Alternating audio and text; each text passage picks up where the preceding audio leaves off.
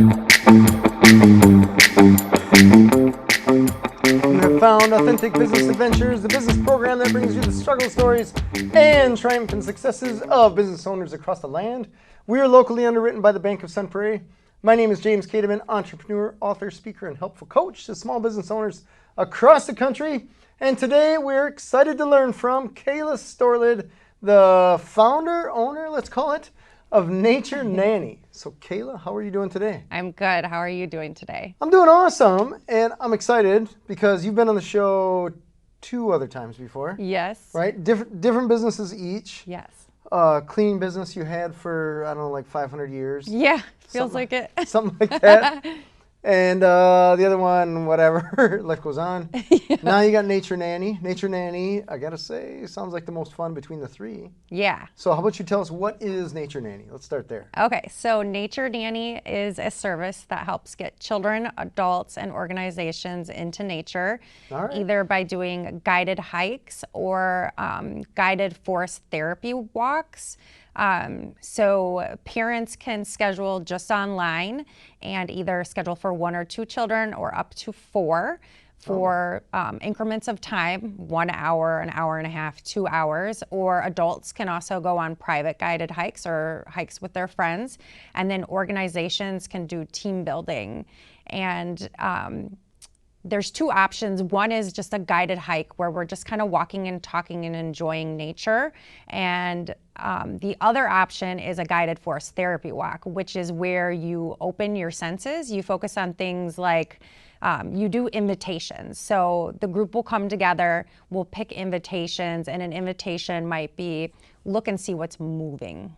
Oh, in the forest. Exactly. Okay. So then we'd break away and go off on your own and just really focus on what's moving. If I were to do that with children, I would make it a lot more fun. Like, look for what's moving and then try to move your body in that way. Because kids, they're kind of more wiggly, right?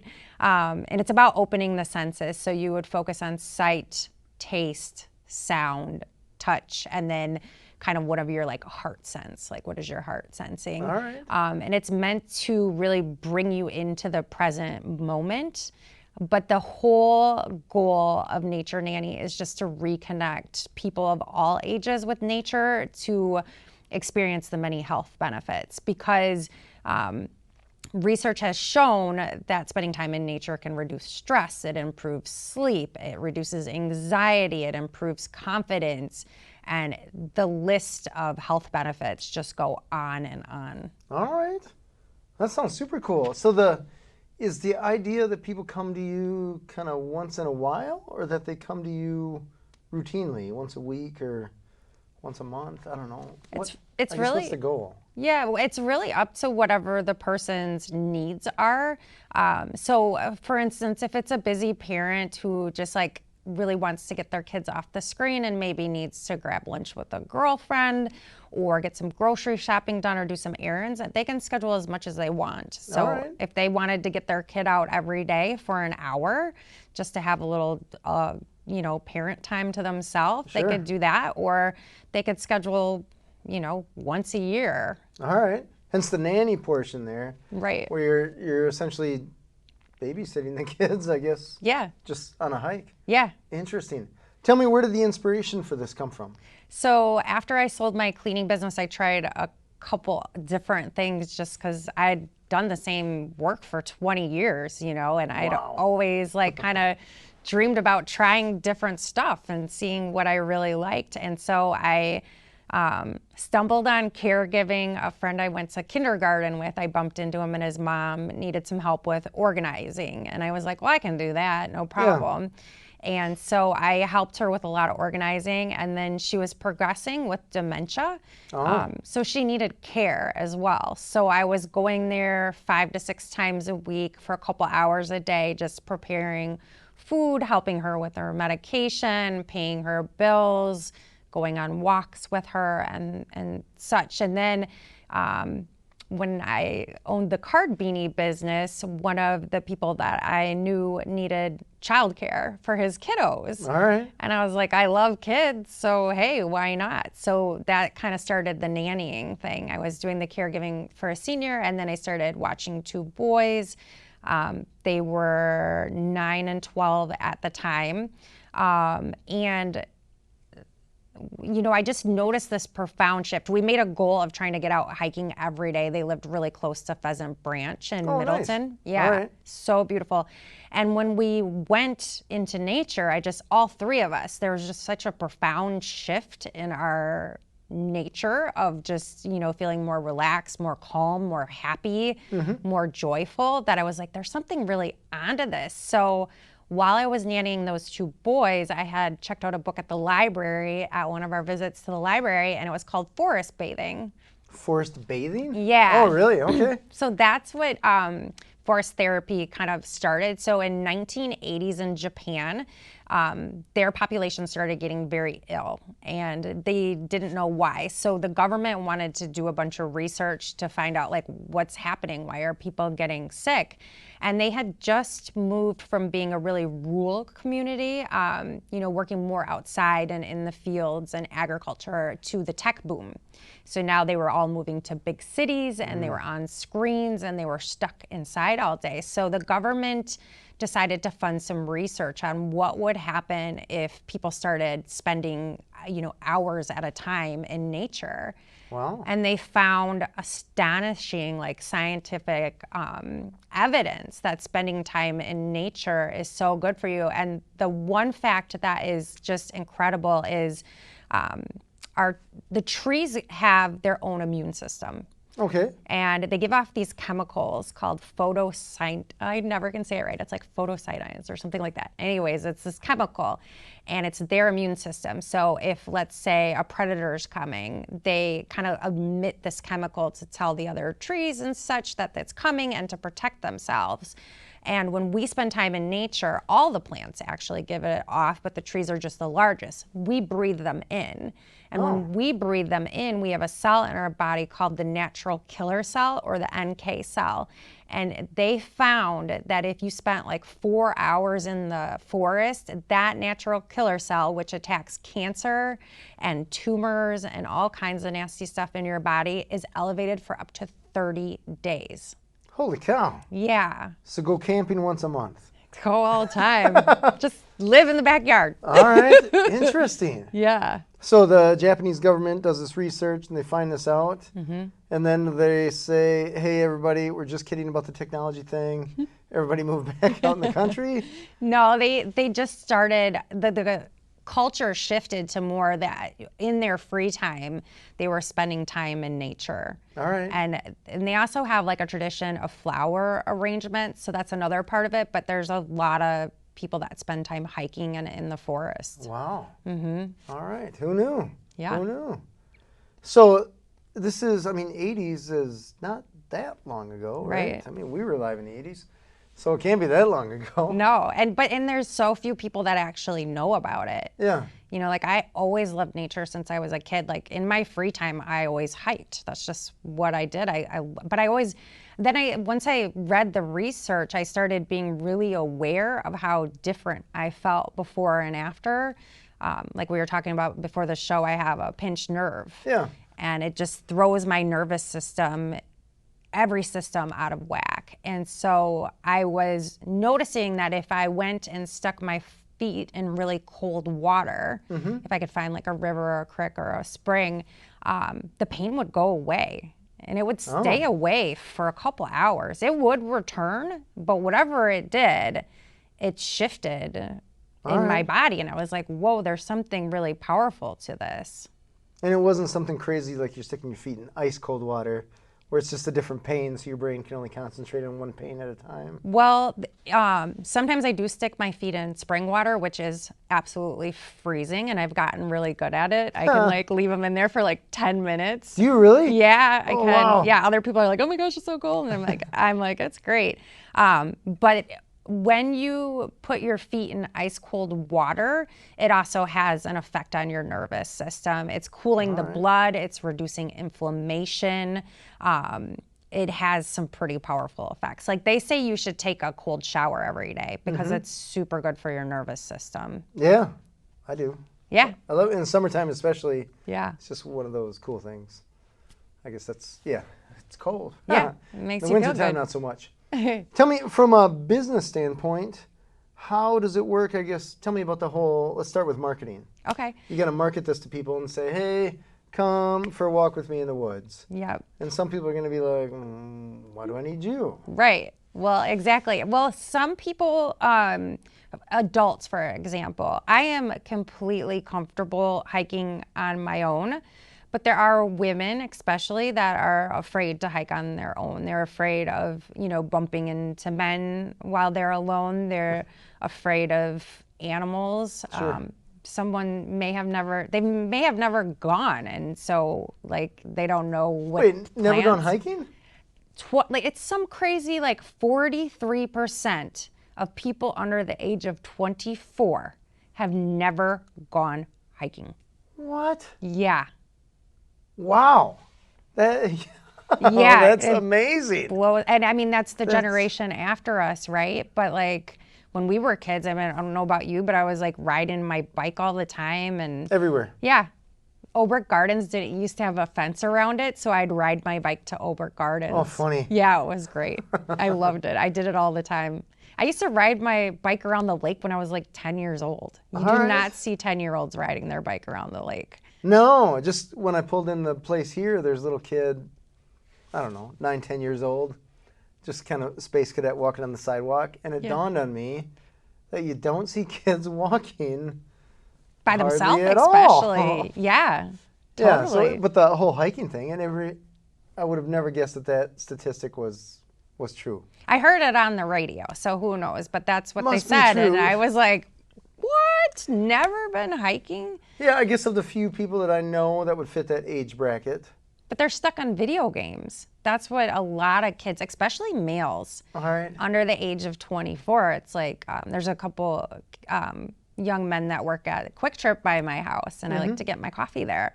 And I'm always like, what are you going to do on your time off? And I love these guys. They're becoming my friend. They're like, I'm going to play my game. I'm just going to play my game. That's it? Yeah. Wow. Aspire for greatness. I know. Well, it's addictive. Yeah. I know of a couple people that I would consider their lives, I don't want to say ruined, but I will say limited. Yeah. Because they were one kid, he was valedictorian. He started to go to college. He dropped out of college, and he's still, I think he's working at Walmart Distribution Center. Yeah. So that he can play this game 12 hours a day. It's super addicting, and they know what they're doing. I mean, and I think even for our generation with Facebook, I noticed it in myself. I see something beautiful, and the first thing I want to do is grab my phone and be like, I got to post this on Facebook. Everyone needs to know about it, right? And Facebook is more for me a sharing thing, but I also find sometimes I'm thinking in Facebook terms, and it's because it's top of mind. Yeah, constant, right. Interesting. I mean, these devices are designed so we use them as much as possible. Feed the addiction. Exactly. Yeah. Yeah.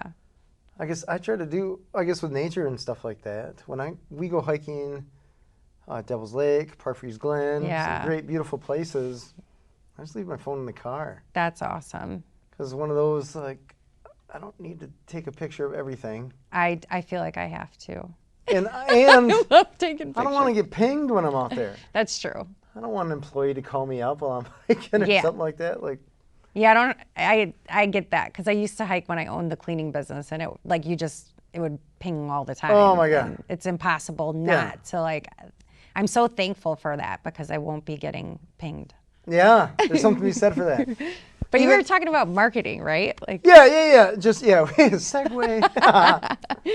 No, it's so easy to talk to you, right? You just go forever. Well, so marketing, what have you done for marketing the business to start so far? So I'm just getting started. I actually came up with the idea just maybe 3 months ago, and I was posting on there's childcare Facebook groups about this service, and a news reporter picked it up, Spectrum One News, and was like, this is such a great idea. You should have nature nannies all over the world. And she's like, you should go on TV with JoJo. Do you know who JoJo is? I have no idea. She's the super nanny.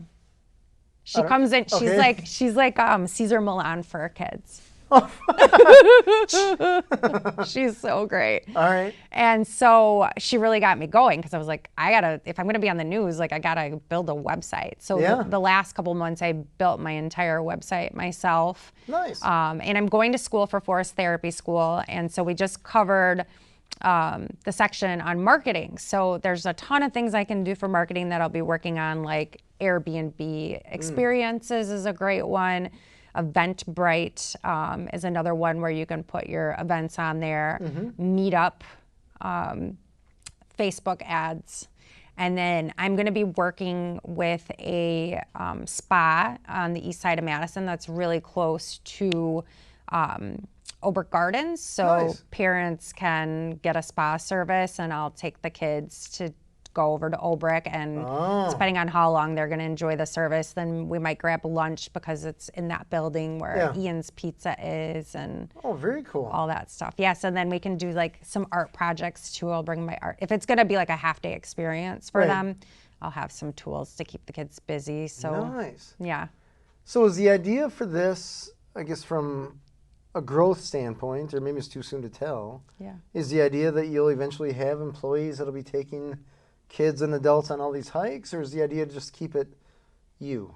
Well, for now, I just want to keep it me because I think there's some learning that needs to take place in any business when you first get started. Yeah. You know, like what to do if this situation happens, or and just having this knowledge of being able to share experiences. Because I learn something different every time I take the kids out. Like last week, I was informed scientifically how babies were made by a 10-year-old. Oh, well, that's good that he shared that with you. You don't know what you're going to get with kids, right? Pen and paper, I should write that down. It was hilarious. I was like cracking up.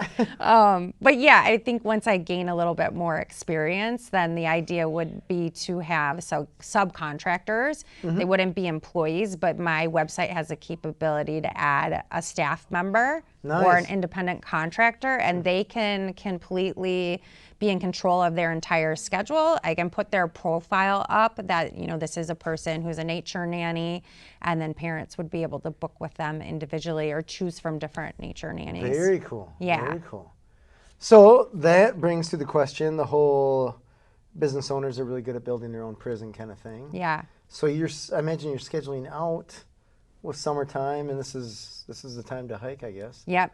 How do you have time for yourself as well as time to take kids and adults on all these hikes and stuff like that? So I think that was the greatest lesson I learned in my first business, is that I was so flexible and I worked so much that it actually made me really ill. I had like chronic fatigue, and it took a long time to heal it because I just was very much overworking and over trying to, you know, overextending for the customer and not having enough balance.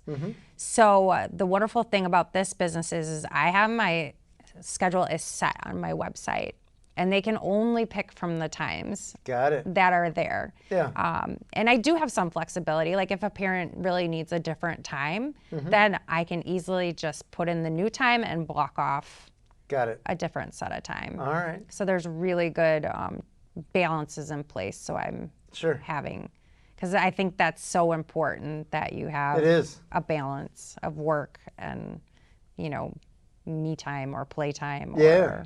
Oh, very much so. I can tell you that I own my business or a business since 2006, and I'm still learning. Yeah. Still, even today, I was in the office, and I stood up, and I'm like, you know, like when you sit for 5 hours or whatever, and you stand up, and you're like, your body's telling you, what are you doing? You need to move. Yeah, but there's just like one more thing. Yeah. One more thing. It's hard when you have a service business. Like it's just you're constantly getting pinged. I feel like I should have graduated past that. It's hard because if you care about your business and your customers, you want to get, and people expect answers so fast these days that it's hard not to answer people's questions. Yeah. Yeah. It is tough. It is so tough. It is. So it's one of those things, like even today, I'm like, if I were to take my own advice, I wouldn't have this issue. But here we are. Hey, but you have a successful business, and I'm sure your customers are super appreciative of it. So Yeah, I'd like to think so. But I mean, they don't know that I'm sitting in that desk too long. yeah, but they would know if you weren't getting back to them. Probably. This is more, I think, this is mopping up employee stuff. Oh, okay. So I guess there was a little bit of customer stuff. But for the most part, customers are cool. Yeah, And I have decent employees that can take care of them. that's good. But you got that rolling employee base of headaches. Yeah, That always is- trying to make sure the spot is filled all the time. Yeah. Yeah. It's constant. It's constant. It's so interesting because I guess that's why I wanted to ask about employees and stuff like that. Yeah. 'Cause- And I imagine with the cleaning business, this must have been a bigger deal than what I have now. Though right now it's a headache. Yeah. With Well, I had employees. 40 employees, and then that just became so much to manage that we ended up hiring subcontractors. All right. And that took a lot of burden off of us because each subcontractor had 3 of their own employees. So they had to Oh. do the recruiting All right. for themselves. And if someone called in sick, they needed to fill the spot with was their problem. somebody else, right? Right. And so that taught me a huge lesson because we went from like 4 people in the office down to 2. Oh, wow. Yeah. And All right. like 2 meaning 1 full time and me popping in, as I could because I wasn't feeling well towards the Yeah. end. So it really freed us up. And so having had that experience, I know that if I do create this to have additional nature nannies, it will definitely be on an independent contractor basis. Nice. And they will be in charge of their own schedule. And if they don't show up, then they're not going to get, clients to Yeah. rebook with them. on So yeah, and there's a different mentality, I think, when it's your business. Right. Mm-hmm. Yeah. Yeah, I would definitely agree with that. Yeah. It's interesting how, I guess not to go crazy tangent-wise, but it's interesting. You and I consider to be pretty driven people. Yeah. And there's a lot of people, like I originally, when I first started my business, I assumed that everybody was driven for Yeah. something. Maybe it's not necessarily business ownership, but something, whatever Yeah. it is. And I'm finding a lot of people. It's actually pretty rare. And I went through that same experience when I hired my first employee. I just could not wrap my head around like why couldn't they do it as fast as me? Yeah. Why weren't they as motivated as me? And then I realized like I don't know what percentage of the population is that driven, but it's not the norm. That's so weird to me, though. I So know. I'm like, what are you going to do? But they only know their experience and we only know our experience. So they're Right. probably looking at us like we're lunatics. Like, Well, they may be right. I can't blame them. why are you working so hard? But I guess even if your goal was to beat Mario or whatever, Yeah. some goal or some focus of any kind, I don't care what it is, like even if you want to have a fancy coffee every day, whatever, Yeah. who cares? Yeah. But as long as you're driven to something. But I keep meeting people, and even when you're interviewing people to hire, I try to figure out like what is their drive, what is their goal, what's their motivation. Nothing. Really? Nothing. Even a lot of them, even money's not a motivator, Huh. which blows my mind. Maybe it's video games. Just kidding. A lot of them do play video games, Yeah. but it's interesting because I find like there's no, or maybe they don't want to share. There's no like, I'm going to beat this level or something. Right. They're just happy. No. They're content Yeah. or complacent. That's I guess. pretty normal if you think about it. I mean, there can only be one leader of the company, right? And few people on this planet are actually visionaries, right? Sure. And usually the person who is running the business is a bit of a visionary.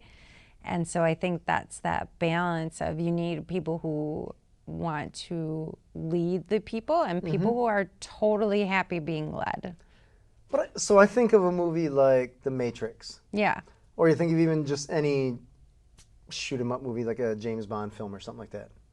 The bad guys always have this arsenal of people Yeah. that just do all this crazy stuff, right? We're going to take over the world. So they had to build some crazy satellite or like all the people in the Matrix that were in that little ship Yeah. Like all of them seem pretty driven. And I think, what if it was actually the employees that I'm seeing come through? What if they were in that movie? It'd be like, well, the machines are taking over. They won. They already won. Maybe you should become a nature nanny.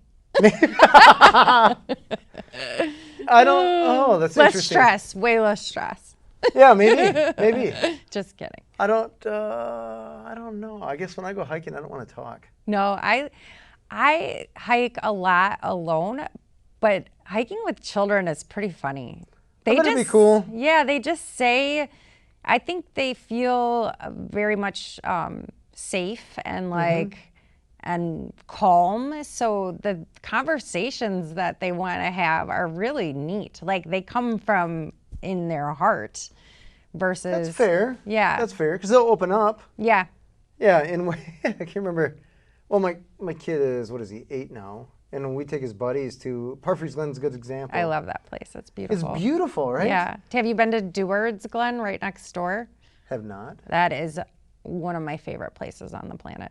Better than Parfrey's Glen? I like it better. Whoa, I gotta check it out. It's so beautiful. Because Parfrey's Glen is cool because you get the little water. Yeah. And depending upon time of year, you never know how much water. But Deward's Glen has way less people. And I like to hike through the glen. And it's stunning. I'll have to check it out. It's deeper and narrower. Okay. So, yeah, it's really pretty. Any kid I've ever taken there has absolutely loved it. All right. That's the thing with Parfrey's Glen, right? Is Yeah. at first you try to go rock to rock so you don't get wet, and then eventually your feet get wet and then you just have fun with it. Yeah. And kids don't even try to go rock to rock. No, they just get their feet wet. We're wet right away. I went hiking with my friend on Friday, and her kid got in the water and got his boots completely wet, like over the boots. Over. All right. And I was like, okay. And then he's like, my boots are so mushy. I was like, yeah, funny. but they are. Water will do that. Yeah. Oh, that's funny. Yeah. So let's look at schedule. Yeah. In the winter time, do you still go hiking? Yeah. This right. last winter was the first winter where I went hiking on a very regular basis, thanks to my friend Katie. We've made it a routine to go almost every Friday. Wow. And I felt better this winter than I ever have. Like mentally and physically, we need fresh air and we need sunshine and we need nature. Like we are nature. Right. And, there's a lot of people who suffer from not feeling well in the winter, whether it be like seasonal depression or just low energy or low mood. And I'm telling you, we went hiking on 9 below degree days. Wow. And if you have hand warmers and you're dressed properly, it's great. Like it's beautiful. And it's kind of funny because your breath will make your hair all like frosty and icy. And yeah, it's when I go cool. running in the winter, you get frozen, you'll get frozen eyebrows, and if it's really cold, you get frozen eyelashes. Yeah. Well, and because you walk you run every morning. Do you ever miss a day? I think my dog and I have missed 3. Ever? Well, I don't even know if we missed. We cut them short. Like Wow. when it's 25 below, we cut it short. That's pretty cold for the dog too. Yeah. And there were I think we hit 2 thunderstorms where there's actually lightning that was like, that's just taking chances we probably shouldn't be taking. When I had the Airbnb, a lady stayed at my house who had been struck by lightning. So it is a thing. Wow. Yeah. Yeah, I could see it. Kirby, my dog, she normally just tools around, chases some rabbits, stuff like that. But when there's thunder, she's like, get your butt moving there, buddy. We're not doing it. We're not. Oh, she's like, we're not jogging. We are sprinting. She's ready to go. Oh, yeah. Yeah. Because she wants to get back home to crawl in the basement because the world's ending. Aw. Yeah. Poor baby. But I'm like, we're going for a run, right? Because a tired dog is a good dog. And she's your little savior, making sure you're not out in dangerous weather. We will not be hiking if there are thunderstorms. Fair. That is Totally dangerous fair. And you can get hurt. So yeah, we would be canceling that appointment, rescheduling.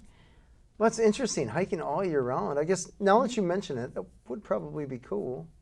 It's beautiful. You get, and some of my favorite things from hiking this winter is breaking the ice. You know how you just get that tiny film of ice with water underneath it and you can smash it all and you know, kids do that type of stuff all the time. And then I was really starting to pay attention. You can find all these cool patterns in the ice when there's that water just below it, the different ways it freezes and has different designs, and it's beautiful.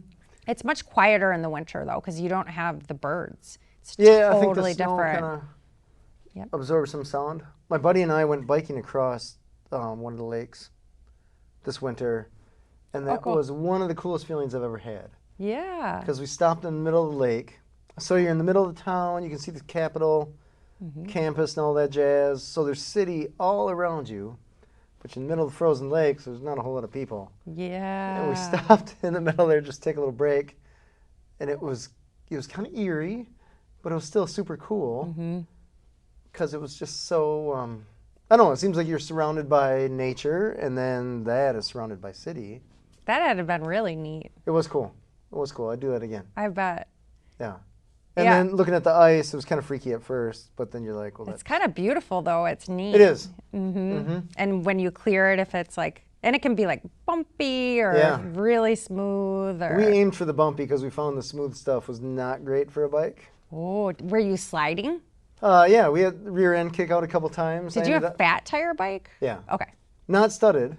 Okay. But they were, they spread the weight a little bit. Okay. But you could still, the first, I don't know, first 50 feet, I was like, this doesn't seem like that great of an idea. But as you get going and you get acclimated to it, and you just feel the bike and adapt a little bit. I bet you felt great after just to be outside. It was cool. Then we hit Mickey's Diner, so that was nice. Can't go wrong there.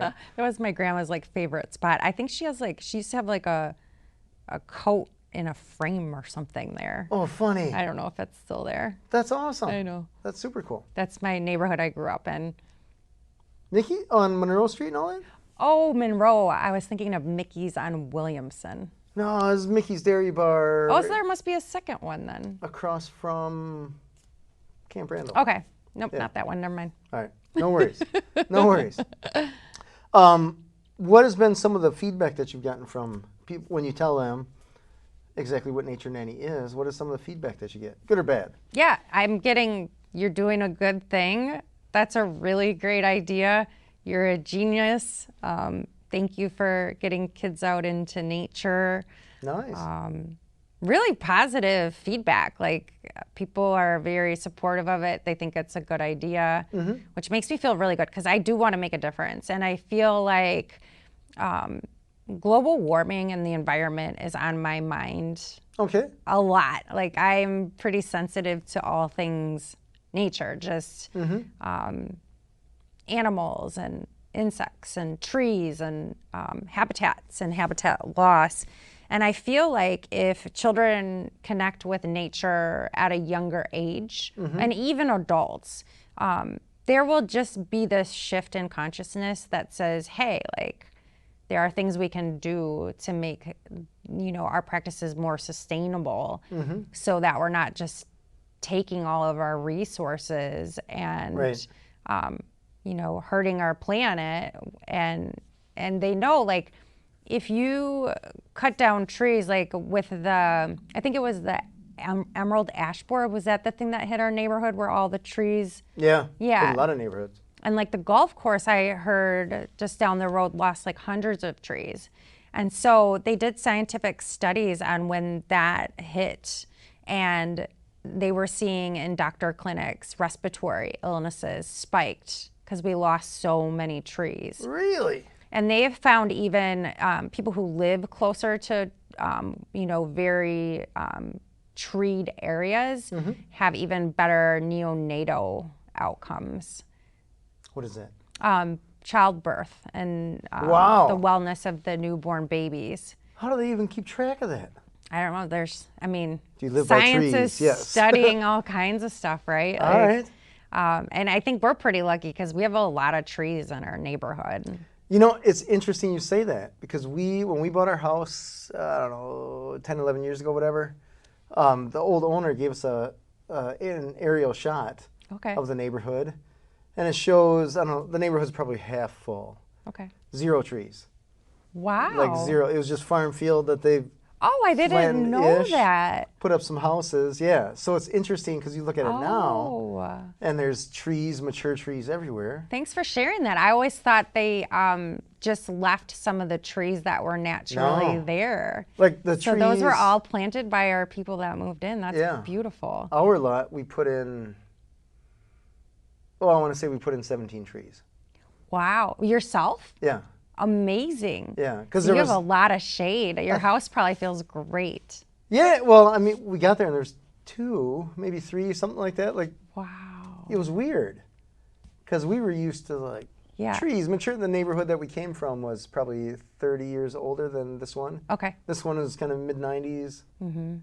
And so it was interesting because we came from a place that had very mature trees, Yeah. like maple trees that are big. Maple trees aren't just that little stick. So we're like, we need trees everywhere. I know. And I've lost 1, 2, 3, 4, 5, 6. I think I've lost 7 large trees. Have you from storms or just? One fell down in a storm. One was the ash borer. 2 pine trees got some type of disease. All my juniper trees got like the spider Oh wow. disease. So I have planted 10 trees in the last year and a half, and I plan on planting a lot more because like I can really understand global warming because when I lost the 4 trees in the backyard, my house used to be so cool. I never needed air conditioning. Never. Like it was always cool back there. And when I was running the Airbnb, there was an arborist that stayed there and he noticed the 2 trees that were coming down and he said that is going to drastically change the temperature of your house. Oh. And it is so hot in my right. kitchen and my no. living room now because there's not any great shade back there anymore. All right. So that's just yeah, you can change the entire environment of your house just by planting trees. Yeah. Then not to mention the air quality and all the other health benefits that come along with it. Interesting. So good job, James. Yeah, right? Yeah, I just wanted more for privacy. I guess, you know, now that you're talking, I guess you do feel better when you're out and about by a lot of trees and stuff like that. My kid plays ball, and we'll play ball in the yard. And at first, he's like, hey, let's play ball. And I'm like, oh, it's 8:30, man. I'm kind of dialing it down. But I'm like, okay, let's go. That's the only way you're going to get better is to practice. Right. And you almost feel better when you're done than right before you got out there. It's like mowing the lawn too. Like it feels like such a chore, but usually after you're done, you feel pretty good. And same with gardening. I mean, I always feel, if I'm starting to have a pain flare, I'll just hit the garden. Really? Oh my gosh. Well, if you feel pain, just come on over to our garden. Pick all the weeds. Yeah, grab them all. They keep It's you all busy. good. Oh, that's funny. But there's nothing better than like this year I grew lettuce. Oh. Oh, it's so good. That's tough to grow though, isn't it? I just put it in, I mean, this is only my 3rd year gardening. So All right. it's like, and I haven't done a ton of research on it. So I just kind of experiment. Yeah. And I just put the seeds and not all of them made it, but I have right. like 3 good, it's leaf lettuce. And then I did mustard greens and they are spicy. All right. Whew. They're good though. Nice. I'm more like a tomato and snap peas because I feel like you can't mess that up. Yeah, the peas that I did this year and they're growing. I'm excited. Tomatoes I've always done. I'm great at growing tomatoes. Cucumbers I'm very good at. Last year I got squash bugs. What are squash bugs? They lay like 800 million thousand eggs and they're impossible to get rid of Oh, and no. they eat all your squash. Oh. Yeah. Boo. All right. I know. No more squash. Apparently once they know where you live, they come back. Oh, So. the word spreads? Yeah. Nice. What have been some of the challenges in starting this business that you didn't necessarily anticipate? Or is it too soon to tell? Maybe. Yeah, I think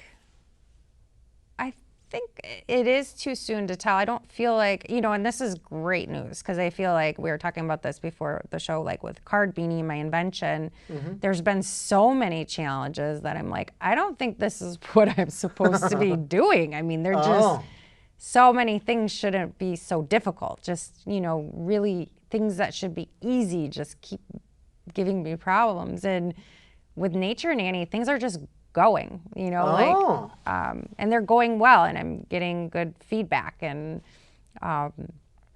I think just more doors will open. I think it's going to take a little while to grow it. Sure. Which is Just fine. get awareness, right? Yeah, and I'm not in any big rush, but it's my dream job. Like, getting paid to take a hike doesn't feel like work. It feels like, I don't know, fun. Right? That doesn't sound so bad. It's pretty I awesome. like it. I like it. I did 4 sessions last week and I just felt so good. But I did realize, like, if I'm going to do it every day, sunscreen is going to be much more necessary, because by the last day I was like, my face, it hurts. Oh no. You, speaking of which, you have a bag that you wanted to show. Yeah. So yeah, I bring supplies with me, so in case parents forget, I always have bug spray. I have some good sunscreen, the baby mineral, so it's not so stingy on the eyes. I'm super sensitive to that stuff. Okay. And then I have a first aid kit in case we get any little owies. Just in case. And then I always I ask that the participants, either the adults or the teams or the children, bring their own water bottle. All right. But if they don't, I always have bottled water in the car, because you got to have something to drink while you're hiking. Oh, yeah. Stay hydrated. And then when I do the guided forest therapy walks, the guided forest therapy walks have a traditional schedule that you do, where you're picking the invitations, you're opening the senses, you come back to the group and you share, and then you go and do another invitation. But they always close with a tea ceremony. Tea, like drinking tea? Yeah. Okay. So on those, I'll be bringing a teapot and some tea for people to try, because that's the last sense that you're supposed to use, is the taste. Gotcha. I was going to ask you about the senses and taste specifically. Yeah. And I'm learning Lick some this tree. foraging too. Have you ever learned anything about foraging wild food? No. It is something that I've had friends that you feel like if zombie apocalypse comes, they'd know what bark to eat. How to start a fire. I'm learning from my friend. His name is Vincent Aiello, and he teaches foraging. So he's been, and I hope to work with him. I hope to do sessions where I'm doing the forest therapy with half the group, and the other half the group is learning foraging, and then we swap for larger groups. But I'm learning tons of different things you can forage. All right. It's really fun. So that's people knowing what berries you can eat, what leaves mean whatever. And Yep. There's a lot of things you can eat. Even in your lawn, you can eat clover, the stuff that looks like spinach. I think it's called plantain. You can eat that. It grows in your lawn. All right. Right now, the raspberries are ready to go. Nice. They're so good. All right. Yeah, raspberries are good. I know. The wild ones, I love them. The gooseberries are green. They'll be turning ripe soon. And then we'll have the wild grape. All right. But there's a ton. I mean, Vincent's the expert. I remember this much of everything he tells me. He remembers the scientific name and everything. I'm like, oh, wow. Oh, yeah. Nice. There's this plant called the sticky weed you can eat, or you can throw it on people and they don't even know it's attached to them, and it's pretty funny. Oh, it's just got little things that stick? I do it with the children all the time, and then we have sticky weed wars. It's really fun. Have you found different places to hike that are for different things? Like someone comes to you and they're like, hey, I'm not feeling so hot, or hey, I'm depressed, or hey, I have a physical ailment or something like that. And you're like, oh, we have to go to this place because they have a bunch of oak trees, or I don't know. Well, that's a good question, because studies have found that pine trees are the trees that bring you the most peace and calm. Oh. So if a child was struggling with overthinking or terrible anxiety, pine trees are the place to go. All right. They will, and there is something about when you step into a pine forest and you feel that cool air. You can feel that there's this shift in how you're feeling. But it also depends on what people like, because some people really like water, and some people really like trees, and some people don't like closed-in trails. And then you have different physical abilities. So one of my favorite trails is Two Pines in Lodi on the Ice Age Trail. Okay. But it's difficult. I mean, difficult because it's steep or close? It's all windy and close, and it's beautiful though. I mean, it changes scenery from totally treed in to grasslands to complete forest to it's just beautiful. All right. I love that one. And then Elmer and Edna Culver Springs down the road, that's pretty easy. You could probably take a stroller through there if you had a good one. Okay. Because it's pretty flat and easy to get to. Nice. Yeah. Oh, that's super cool. So you've been exploring all kinds of different hikes here. Man, I've lived here for a while, and I don't know half the places that you mentioned. Oh, I will give you ideas all the time. There's a great one on River Road towards Wanakee. It's part of the Cherokee Marsh. Okay. That one's beautiful. There's sunfish in the pond. The kids love that. And there's turtles. Oh, wow. And we saw tons of turtle eggs. They're weird. They're not like a shell. They're like more like, feel like skin. Oh, interesting. They're really weird. And there's totally different stuff there too. Pine trees and forest. And it's by that Country Day School. Yeah. All right. That's beautiful too. Nice. And then, you have Patrick's Marsh. That's really close to Yep. here. I've only been there once, but it was pretty cool. Yeah, it's short, but it's really pretty. Those huge oak trees are amazing. Yeah, it was interesting because we went there and we're just tooling around. And all of a sudden, there's a huge dock. Beautiful dock, but I'm like, how long has this been here? It's pretty cool looking. It's beautiful. And all the frogs that sing down there, holy cow, if you go down there when the frogs are active, it's beautiful. Do they have swans? They are pelicans. Pelicans, that's what it was. Yes, and it's not normal for them to be going there, but they go there every year. And then the blue herons, if you ever are driving towards Columbus, when you get to that section that's by the truck driving school, there's tons of trees. And if you look up high, you'll see their giant nests. Oh, really? Yes, and there's like 50 of them, and they're huge. And those blue herons go from those nests over to Patrick's Marsh. All right. Nice. That is So super beautiful. Cool. They're That is super huge cool. birds. Yeah, they're a cool bird to watch. I can remember a buddy and I were fishing at Devil's Lake, and we weren't catching anything, and this heron comes by, stands in the water maybe 20 feet from us, stabs their beak down, catches a fish, and takes off. So they stab it? They stab it. don't like, oh, wow. It stabbed it. It was still on his beak, and it happened so fast. I'm like, Cool. that bird just mocked us. We've been out here for 2 hours, haven't caught a thing. This thing's like, bloop, let me show you how it's done. But wasn't that more exciting than catching a fish? Oh my God, 1,000 times, 1,000 times. Yeah, I don't even. It is so cool when the animals interact with you in nature. Like that's one of my favorite things. Yeah, it's one of those like, what just happened? Yeah. I feel like we're not on top of the food chain when something like that happens. Totally. We were, this was the conversation I was having hiking with the kids the other day. Humans think they're the superior race, but it's like, we can't turn to liquid and then be a caterpillar and turn into a butterfly. Did you know they completely liquefy themselves? I did not. Okay. Yeah, they turn to liquid. Oh. I'm like, we can't be born and get up and walk within seconds. I'm like, we can't fly. We can't fly all the way to South America without a compass or something, you know, like, yeah, it reminds you that there's intelligence, all different kinds of intelligence. Right, beyond our abilities. Yeah. Interesting. How can people find you in Nature Nanny? They can go to my website. It's www.naturenanny.com. Easy enough. Super easy to remember. Yeah. I appreciate you being on the show. Thank you for having me. It was really fun. This is cool. And Went by congrats so on the new- fast. Yeah, right? Time goes really fast. It does. And congrats on the new gig. Thank you. I'm really excited. It's literally my dream job. Nice.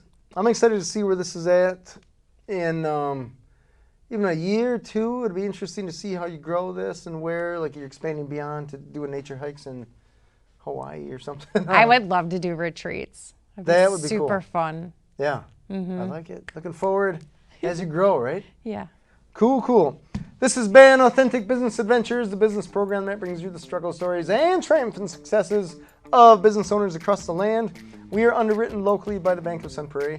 If you're listening or watching this on the web, if you could do us a huge favor, give it a big old thumbs up, subscribe, and of course comment and let Kayla know what is awesome. If there's any hikes that you want to check out or would like to check out, recommendations, right? Well, maybe you know all of them. Who knows? No, I'm open to suggestions. They're everywhere. There's a lot. My name is James Cademan, and Authentic Business Adventures is brought to you by Calls on Call, offering call answering and receptionist services for service businesses across the country on the web at callsoncall.com. As well as Draw In Customers Business Coaching, offering business coaching services for entrepreneurs looking for growth on the web at drawincustomers.com.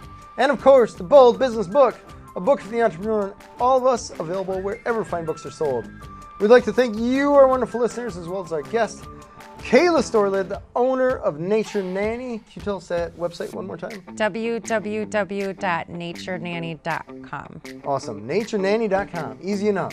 Thank you so much for being on the show. Thank you. It was really fun. Yeah. Past episodes can be found morning, noon, and night. The podcast link found at drawincustomers.com.